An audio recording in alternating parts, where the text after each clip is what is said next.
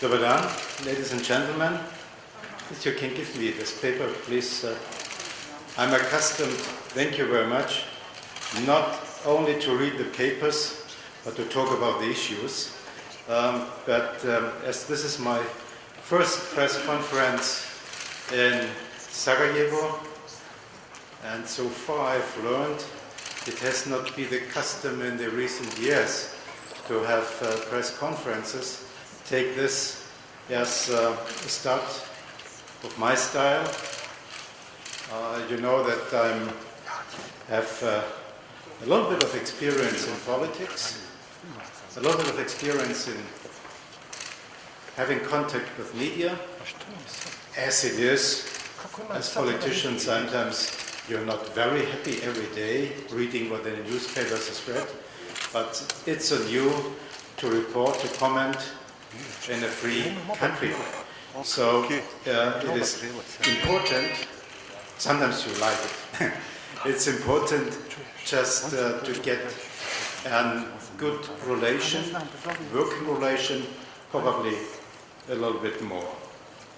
Because if you agree, your responsibility in informing the people is somehow as high as our responsibility in bringing the future of this country in a good development.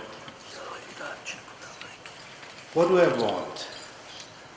What is the international community asking from Bosnia and Herzegovina? The answer is simple. Nothing special.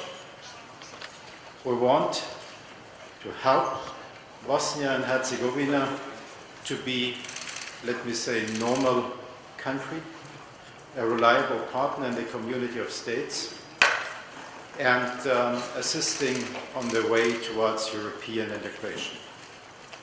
I'm saying it simply, but me and you, we know it's not easy at all. But it is manageable. And I would come back just with my personal experience in the year 1989, where my country got a step forward which we never expected, because it was so unexpected that the Berlin Wall, which has been constructed, by the way, next week, 60 years ago, 13th of August in 1961, by the communists, just broke down, not by violence, but just by the sheer commitment of the people. And this is something what brought me into politics. I will never forget and remembering this days in 1990 when I was elected the first time in the German parliament. So miracles can happen, but before you look on miracles, you see that historical miracles have got a lot of work before. And this is where we are. I'm, in this sense, deeply convinced that, let me say, a young Bosnia and Herzegovina can and should become a model for good quality of life. If the focus is on a common future and energy is not wasted on cementing divisions. So I have sometimes the impression that there's too much time spent on looking on the past, developing one's narrative about the past, with all its dramatic history. By the way, I do know that the challenging history and the situation that they are victims did not start in 1991 or 1992, but they have been before the centuries and decades before as well. People suffering. This includes failure of Europeans, also my ancestors, took wrong in a lot of estimation about the situation on the Balkans. And my understanding is that I'm not here just to bring my own narrative, but to be as honest broker, and in the 21st century understanding that it's necessary that we see history, we respect history, especially that we respect victims. By the way, fully without looking which nationality, which heritage, every victim has to be mourned. And let me draw the conclusion out of today, not how do we have our narrative about this time. This is one important thing, yes, but what are we doing in the future to prevent that we come in such situations again? This is our generation's work, and not just sitting and complaining and doing and complaining about the past. Again, this is necessary, but this should not just be over the need of looking to the future. To say it really, every war crime must be punished, as must all war crimes in history, as I said, regardless of who committed them. We're talking about individual guilt, and it never was and never can be about collective guilt of peoples. I can say, as a German, I know about this. There is absolutely no acceptable reason to glorify judicially convicted war criminals and victims. But again, sometimes you do not have to look on the facts, but on the reactions to the facts. And these reactions in your country, let me say in our country, are showing, and not only in our country, but all around, but especially here, that there remains a lot of work to be done. So let us have a look on the future. Those who want to become part of the European Union must abide to European directives. A law also referring to the memory of the victims of wars has long been standard in the European Union and will be part of discussions and the accession. You know the 14 requirements the European Union has posed. But we must focus on addressing the pressing issues facing DHA today. We need to contain the exodus of young people, first and foremost. I'm not the representative of the youngest generation, as well not of the oldest. But I know with so many people, I had the possibility to speak in this country, my age.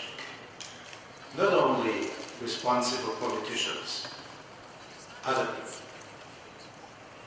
which I prefer to talk in the sense that it's not necessary, not sufficient just to talk only with politicians. And you talk, say, okay, and I say, I have two daughters, one, she's going to be married, and she's already married, and what is she doing, what's her profession? And I hear very often, our kids, they are abroad. Going to Europe, close to Austria, Germany, UK, US. Okay, this is good in the sense that it's good that there's an exchange, but exchange means that people also should come back. They are coming back when they see an option for their life. And so, what is the work of politicians? It's not only to sit and dispute who has been in which time or which place. It has to be to say, what are you doing that these young people will come back again to Bosnia-Herzegovina. There's a good skill and good university structure in this country. I see, if I look on the sciences, there's a good basis, and I think we should see and work on this. You cannot order this. You have to work for this. This brings me to the function of Bosnia-Herzegovina as a state. I've read intensely the Pribir report. This is about functioning, justice, state of law, that can be organizing structures. So, unfortunately, we have to see that there are some areas where dysfunctionality is more to be stated than a commitment of working together. So I will dedicate my political experience to a better future for this country. I've been many times before in this region, so I know that it's not just have simple and single proposals to do. It is important to understand how we can implement them in this country and in this region.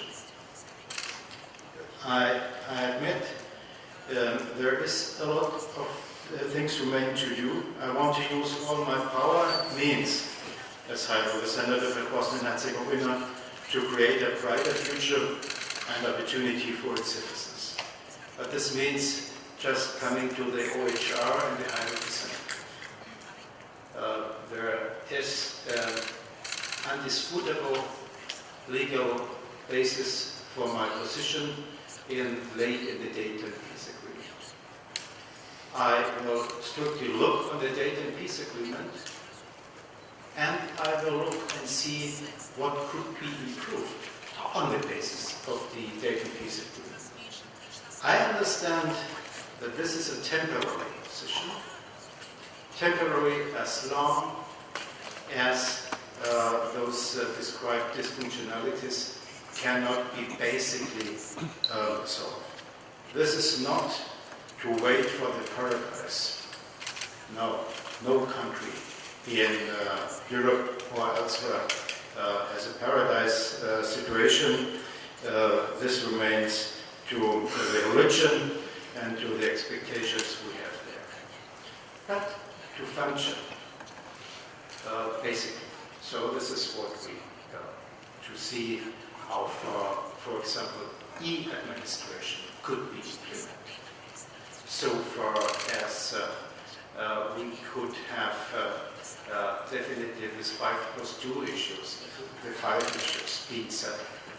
Some are on the way.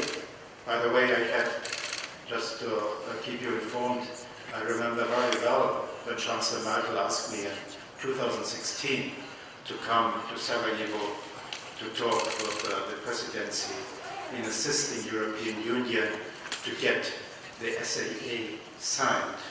And fortunately we could manage and bring this to a good result.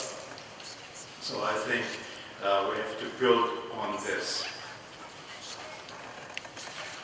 When we talk about this, we see that sometimes I have the impression that there is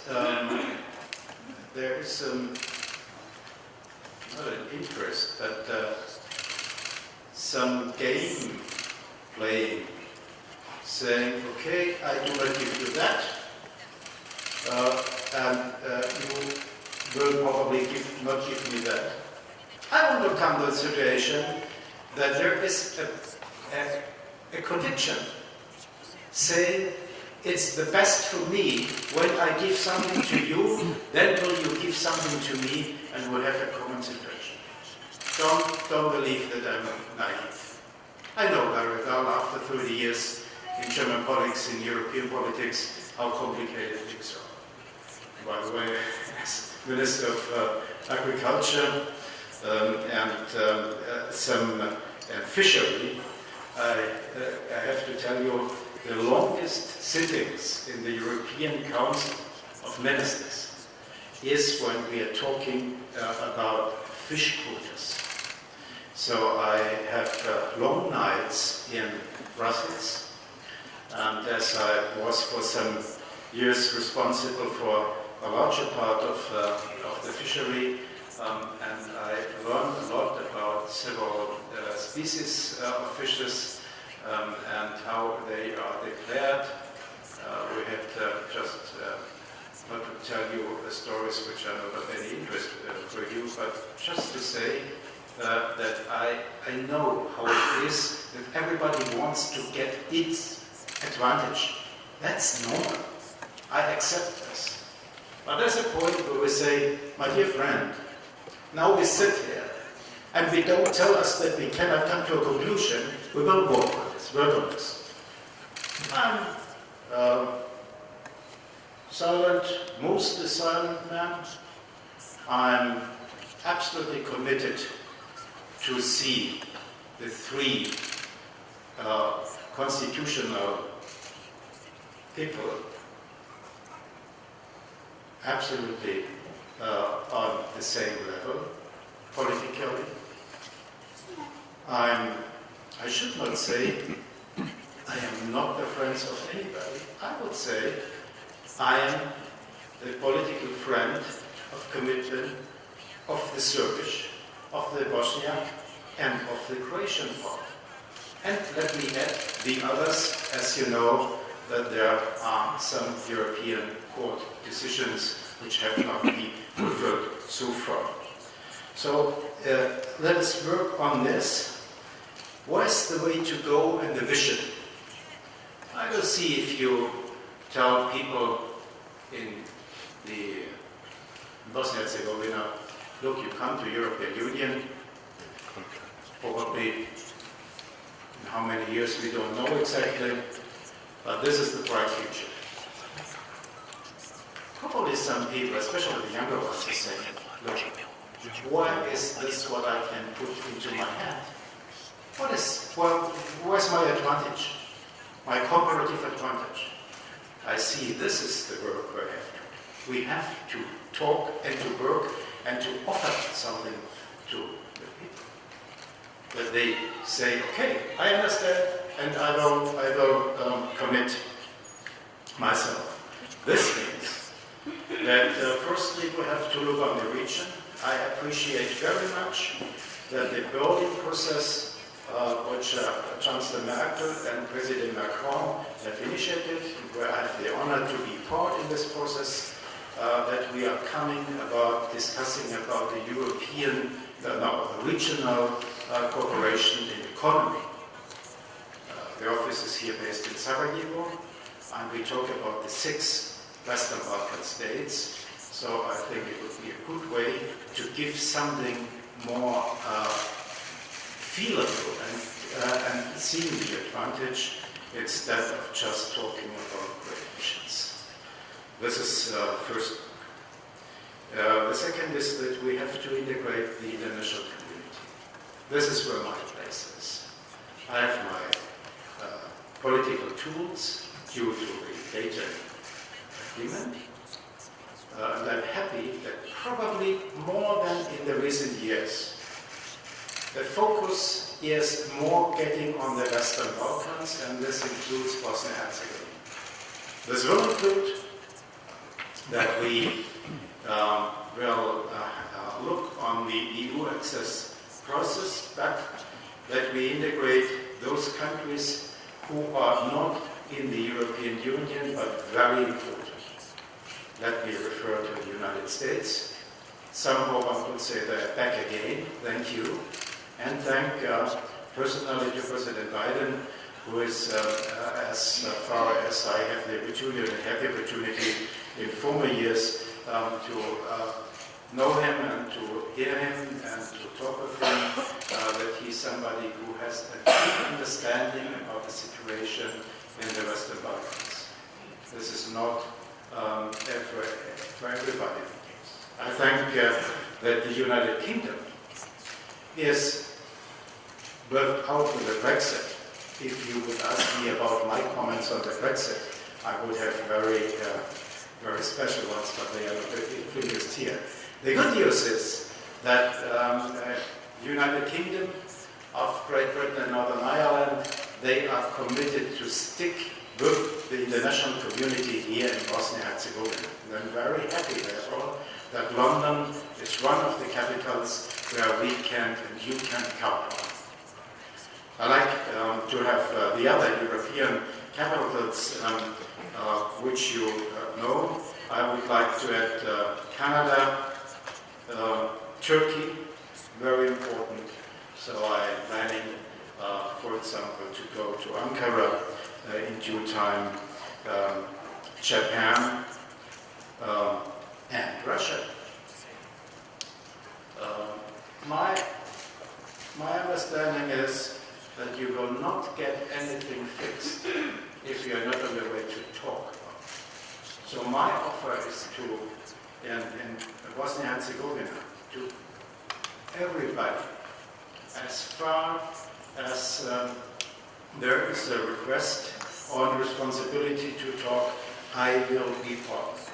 Probably I could assist sometimes in getting those who do not talk one to each other in Bosnia-Herzegovina a little bit to ease the way to do this. It's very clear that Bosnia and Herzegovina will not become a centralized state, but its functionality must be improved with the help of all. The state, as in so many other countries, must become the unifying element. The state is the backbone, the common structure.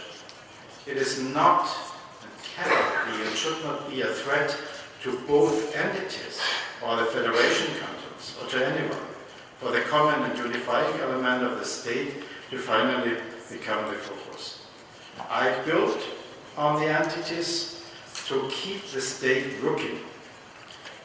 This state is not a foreign institution, but the main capability to have good work and development for all peoples. So we must promote, in this sense, cooperation and strengthen togetherness. Focus on commonalities instead of differences, on tolerance instead of rejection. Let me be clear, Bosnia-Herzegovina needs to do their hard work. I'm here to support and to help, but the core job has to be done by the people and their democratically elected representatives in Bosnia and Herzegovina itself. So this is how I'm understanding my job. I said to somebody who asked me about that I lost my political heart in Bosnia and Herzegovina. I have seen in Sarajevo on the bridge there is a heart, a bridge also where you have some memories about good and bad times, and I would like to add in the sense to the better times of Bosnia and Herzegovina. Thank you very much.